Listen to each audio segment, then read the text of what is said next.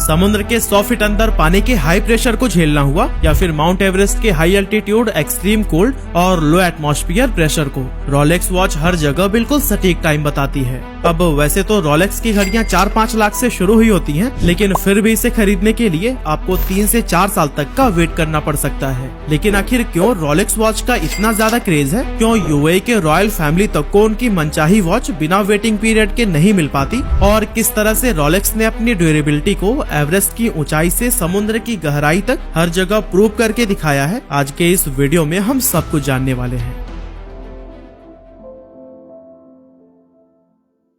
तो दोस्तों, रोलेक्स की कहानी स्टार्ट होती है 1905 से, जब हैंस विल्सडोर्फ और अल्फ्रेड डेविस ने मिलकर लंदन में विल्सडोर्फ एंड डेविस नाम के कंपनी की शुरुआत की। यहाँ पर वो रिस्ट वॉच बनाकर ज्वेलर्स को बेचते थे। इसके बाद से ज्वेलर्स उन घड़ी के डायल्स पर अपना नाम लगाकर कस्टमर्स को सेल कर देते। एक्चुअली उस समय रिस्ट वॉच टाइम देखने के लिए इस्तेमाल नहीं की जाती थी, क्योंकि उसकी एक्यूरेसी उतनी अच्छी नहीं थी जितनी की पॉकेट वॉच की होती थी। लेकिन पॉकेट वॉच के साथ समस्या यह थी कि यह पानी पड़ने पर खराब हो जाती थी, या फिर अगर आप ज्यादा ऊंचाई पर चले गए तो फिर यहाँ भी यह घड़ी काम करना बंद कर देती। लेकिन इन कमियों के बावजूद इसे वाइडली यूज किया जाता था, क्योंकि उस समय तक टाइम देखने का और कोई दूसरा ऑप्शन ही नहीं था। वैसे अब अगर वापस से रिस्ट वॉच पर आए तो इसे उस टाइम के बड़े बड़े रईस लोग एक ज्वेलरी पीस की तरह पहना करते थे। लेकिन फिर हैंस विल्सडोर्फ ने देखा कि टाइम देखने के लिए रिस्ट वॉच पॉकेट वॉच से कहीं ज्यादा कन्वीनियंट है, तो क्यों न इसके टाइम को ही इतना परफेक्ट बना दिया जाए कि ये सिर्फ एक ज्वेलरी पीस की तरह नहीं बल्कि एक्यूरेट टाइम पता करने के लिए भी इस्तेमाल की जा सके। इसके लिए वे 100 से भी ज्यादा क्लॉक मेकर्स से जाकर मिले और उनसे हर उन स्किल्स को सीखा जिसके वो एक्सपर्ट हुआ करते थे। इन घड़ियों के बारे में ढेर सारा नॉलेज इकट्ठा करने के बाद अल्फ्रेड और विल्सडोर्फ ने खूब एक्सपेरिमेंट की और बना डाली दुनिया की सबसे एक्यूरेट टाइम बताने वाली रिस्ट वॉच। वैसे इन रिस्ट वॉच को बनाने के बाद भी वे इसे ज्वेलर्स को ही बेचकर पैसे कमाया करते थे, लेकिन इन्होंने देखा कि धीरे धीरे मार्केट में इनके घड़ियों की डिमांड बढ़ती जा रही है और लोग इनके वॉच को खूब पसंद कर रहे हैं। तो फिर ऐसे में क्यों ना अपने खुद के ब्रांड नेम के साथ मार्केट में उतरा जाए, और फिर इसी सोच के साथ वे खुद के ब्रांड नेम से रिस्ट वॉच बनाने लगे। हालांकि उस समय कंपनी का नाम विल्सडोर्फ एंड डेविस था, जिसे अगर डायल पर लिखा जाए तो ये बहुत बड़ा हो जाता था। इसलिए इन्होंने अपने ब्रांड नेम को छोटा और आसान बनाकर 1908 में कंपनी का नाम बदलकर रोलेक्स कर दिया। अब रोलेक्स अपने रेवोल्यूशनरी प्रोडक्ट से धीरे धीरे मार्केट में पकड़ बनाने लगा, साथ ही उसे और भी बेटर बनाने के लिए नए नए इनोवेशंस किए गए। 1908 में ही इन्होंने अपनी कंपनी का ऑफिस स्विट्जरलैंड के जिनेवा में ओपन कर लिया और फिर वहां से वो अपने ऑपरेशंस को मैनेज करने लगे। लेकिन 1919 में इन्हें अपने लंदन वाली कंपनी बंद करनी पड़ गई, क्योंकि गवर्नमेंट ने टैक्स ही इतना ज्यादा बढ़ा दिया था कि वहाँ का प्रॉफिट मार्जिन लगभग ना के बराबर रह गया था। हालांकि कंपनी का स्विट्जरलैंड में लोकेट होना भी इनकी ब्रांड वैल्यू को बढ़ाने में बहुत मददगार साबित हुआ, क्योंकि उस समय स्विस मेड वॉचेस सबसे ज्यादा सटीक टाइम बताने के लिए जानी जाती थी और दुनिया भर में इनकी खूब डिमांड भी थी। ऐसे में रोलेक्स की घड़ियों पर जब लोग स्विस मेड देखते थे तो बिना ज्यादा सोचे समझे उसे खरीद लेते और कंपनी को भी इससे खूब प्रॉफिट हुआ। अब रोलेक्स का मकसद सिर्फ टाइम एक्यूरेसी को ही मेंटेन करना नहीं था, बल्कि वो एक ऐसी घड़ी भी बनाना चाहते थे जो बाहरी फैक्टर्स जैसे पानी, डस्ट या फिर बाकी के एनवायरमेंटल फैक्टर से कभी खराब ना हो। इसीलिए उन्होंने काफी मेहनत और एक्सपेरिमेंट के बाद 1926 में रोलेक्स ओएस्टर नाम की एक घड़ी लॉन्च की, जो कि पूरी दुनिया की पहली वाटरप्रूफ वॉच थी।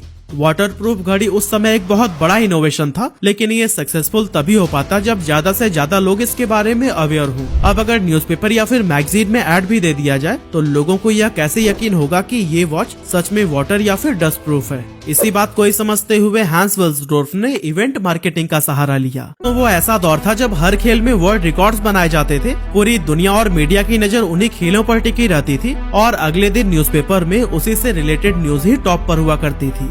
रोलेक्स ओएस्टर को लॉन्च करने के 1 साल बाद विल्सडोर्फ को अपनी घड़ी की क्वालिटी को साबित करने का एक सुनहरा मौका मिल गया। एक्चुअली 7 अक्टूबर 1927 को मर्सिडीज ग्लिटर्स नाम की एक स्विमर वर्ल्ड रिकॉर्ड बनाने जा रही थी। इसके लिए उन्हें 34 किलोमीटर लंबे इंग्लिश चैनल को तैरकर क्रॉस करते हुए इंग्लैंड से फ्रांस तक पहुंचना था। इस मौके पर रोलेक्स ने स्विमिंग के दौरान टाइम को कैलकुलेट करने के लिए अपनी वाटरप्रूफ घड़ी ऑफर की, जिसे ग्लिटर्स ने एक रेशम के रिबन में बांधकर अपने गले में पहन लिया। उन्होंने सुबह 7:30 बजे से तैरना शुरू किया और लगातार 10 घंटे तक तैरकर शाम से पहले ही फ्रांस पहुंच गई और उस समय घड़ी की एक्यूरेसी में 1 सेकंड का भी फर्क नहीं आया था। ये वर्ल्ड रिकॉर्ड सिर्फ ग्लिटर्स के लिए ही नहीं बल्कि रोलेक्स के लिए भी बहुत बड़ी जीत साबित हुई, क्योंकि खारे पानी, ठंड, फोर्स और कई तरह के एनवायरमेंटल फैक्टर्स में एक्सपोज होने के बाद भी रोलेक्स ऑयस्टर बिल्कुल बेहतर कंडीशन में थी। ये पूरी दुनिया के सामने उसकी ड्यूरेबिलिटी और वाटरप्रूफ कैपेबिलिटीज को साबित कर रहा था। इसके बाद से ग्लिटर्स के साथ रोलेक्स ऑयस्टर की भी खूब फोटोज छपी और इस वॉच की अखबारों में जमकर तारीफ की गई, जिससे कि कंपनी का मुफ्त में ही एडवर्टीजमेंट हो गया। इस इवेंट के बाद से कंपनी की ब्रांड इमेज खूब बढ़ी, लेकिन इसके बाद भी इसने खुद को इनोवेशन से दूर नहीं किया और लगातार नए नए एक्सपेरिमेंट करते गए। 1945 में रोलेक्स ने पहली बार डेट दिखाने का फीचर भी अपनी घड़ियों के साथ जोड़ा और हर तरह के एनवायरनमेंट में एक्यूरेट टाइम दिखाने के लिए भी लगातार इम्प्रूव करते गए। फिर आया साल 1953 जब सर एडमंड हिलेरी और तेंजिन नोर्गे दुनिया के सबसे ऊंची चोटी माउंट एवरेस्ट पर चढ़ाई करके वर्ल्ड रिकॉर्ड बनाने जा रहे थे और पूरी दुनिया की नजर उन्हीं पर थी। ऐसे में रोलेक्स कैसे पीछे रहता, यहाँ भी इसने इन क्लाइंबर्स को अपनी वॉचेस पहना दी। सर एडमंड हिलेरी और तेंजिन नोर्गे दुनिया के पहले क्लाइंबर्स बने जिन्होंने माउंट एवरेस्ट पर चढ़ने का वर्ल्ड रिकॉर्ड अपने नाम किया, और इनके साथ साथ रोलेक्स का नाम भी खूब फेमस हुआ, क्योंकि इस कंपनी की वॉच ने हाई एल्टीट्यूड, एक्सट्रीम कोल्ड और लो एटमॉस्फेयर प्रेशर में भी बिल्कुल सटीक टाइम बताया था। इस तरह के इवेंट से कंपनी को खूब सक्सेस मिली और बहुत ही तेजी से रोलेक्स खुद की एक यूनिक ब्रांड इमेज डेवलप करने में कामयाब हो गई। कभी ये कार रेसिंग के जरिए अपनी एडवर्टीजमेंट करा लेते तो कभी स्काई डाइविंग के जरिए। ये लगभग हर उस इवेंट में शामिल होते थे जिस पर लाखों लोगों की नजर होती थी। इतना ही नहीं, 1960 में पनडुब्बी की मदद से इस घड़ी को समुद्र के 100 फीट अंदर भेजा गया और हैरानी की बात यह है कि वहाँ पर पानी का हाई प्रेशर होने के बाद भी घड़ी बिल्कुल सही तरीके से काम कर रही थी। इस तरह से कंपनी ने साबित कर दिया कि पानी की गहराई हो या फिर एवरेस्ट की ऊंचाई, उनकी घड़ियां सटीक टाइम बताने में सबसे बेहतर हैं और यही इस कंपनी की पहचान बनती चली गई।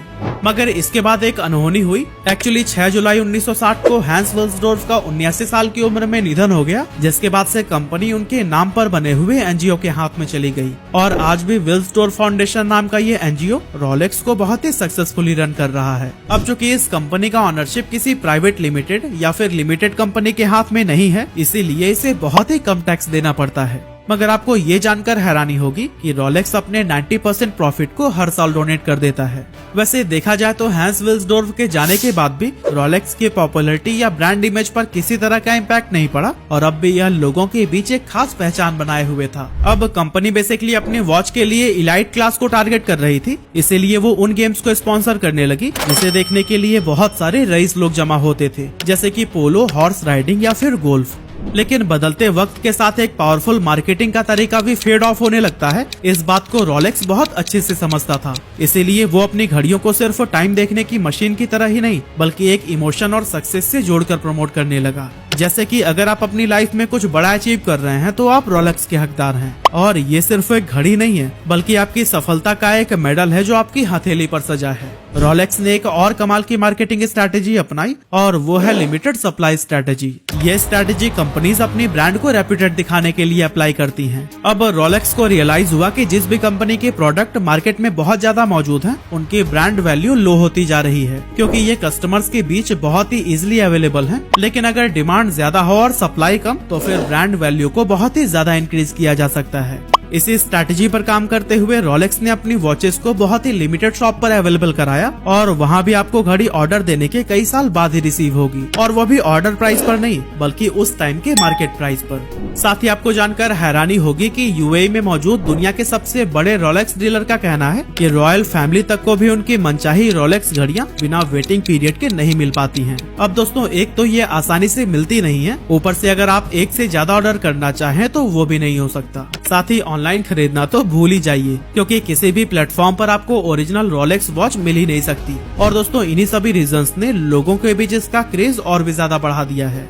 मगर सिर्फ लिमिटेड सप्लाई स्ट्रैटेजी ही इकलौती स्ट्रैटेजी नहीं है जिसने रोलेक्स को ऊंचाइयों तक पहुंचाया, बल्कि घड़ियों की क्वालिटी भी इसे सक्सेस दिलाने में इम्पोर्टेंट रोल निभाती है, क्योंकि रोलेक्स की हर एक घड़ी को बनाने में क्वालिटी का बहुत ही ज्यादा ध्यान रखा जाता है। रोलेक्स में इस्तेमाल किए जाने वाले मटेरियल्स भी काफी एक्सपेंसिव होते हैं, क्योंकि इनमें 940L स्टील का इस्तेमाल किया जाता है, जबकि मार्केट में मौजूद बाकी की घड़ियों में 316L स्टील यूज होती है। तो दोस्तों यही सब रीजंस है कि लोगों के बीच रोलेक्स को लेकर खूब पॉपुलैरिटी देखने को मिलती है और हर एक बीतते दिन के साथ इसकी डिमांड लगातार बढ़ती जा रही है। रोलेक्स हर साल लगभग 10 लाख यूनिट्स बेचकर 80,000 करोड़ रुपए का रेवेन्यू जनरेट कर रहा है और आज इस ब्रांड के सामने कोई भी नहीं टिक पाता।